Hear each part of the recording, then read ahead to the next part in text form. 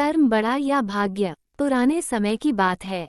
एक राज्य में एक राजा रहा करता था जिसकी बहुत बड़ी सेना थी।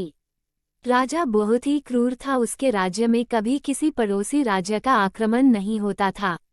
यदि होता भी था तो राजा और उसकी सेना उन्हें परास्त कर हर एक युद्ध में सफल होती, जिससे सारे राज्य डरने लगे थे। प्रजा भी राजा के राज्य में प्रसन्न नहीं थी। राजा नास्तिक व भोग विलास में लीन रहता था।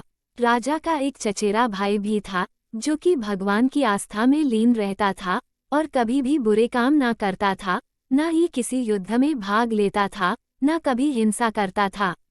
वो हमेशा ही भगवान का नाम जपता रहता, प्रतिदिन भगवान की निस्वार्थ भाव से पूजा करता और कभी राजा से मिलता तो जय श्री राम करता। राजा इससे गुस्से में आ जाता है और कहता है, यदि भगवान होता तो तेरी इतनी भक्ति और तेरे अच्छे कर्मों से आज तू राजा होता और मैं आज तेरे सलाह के रूप में काम करता। प्रत्युत्तर में भाई चुप रहता है। एक दिन सुबह राजा और उसका भाई जंगल में घूमने निकले। घूमते घूमते राजा को शाम हो गई, अंधेरा हो चला था। दोनों लौट रहे थे कि अचानक रास्ते में कांटे आए और राजा के भाई के पैर उन कांटों में उलझ गए और उसका पैर खून से लथपथ हो गया।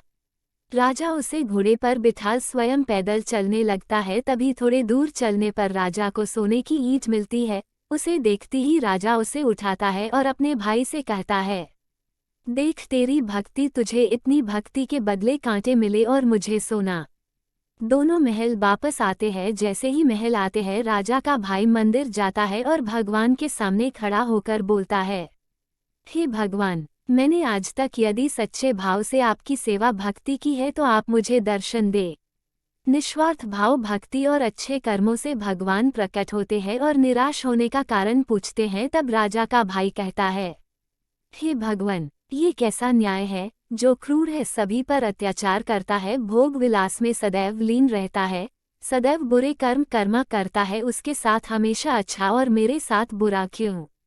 तब भगवान ने उत्तर दिया, बेटा, आज जहाँ तुम्हें पैरों में कांटा चुभा है वहाँ तुम्हारी मृत्यु थी, परंतु तुम्हारे भाग्य व अच्छे कर्म की वजह से ही तुम्हारी मौत इस छोटी घटना में बदल कर टल गई। और जहाँ तुम्हारे भाई राजा को सोने की ईंट प्राप्त हुई है वहाँ उसके भाग्य में एक नया सोने का महल था, परंतु उसके बुरे कर्मों की वजह से उसे महल की जगह एक सोने की ईंट में संतुष्ट होना पड़ा।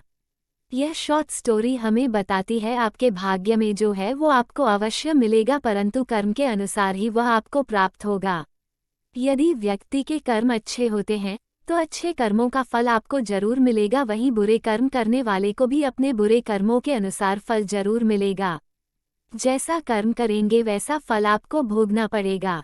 ऐसे अच्छे ज्ञानवर्धक वीडियो के लिए चैनल को सब्सक्राइब जरूर करें। धन्यवाद।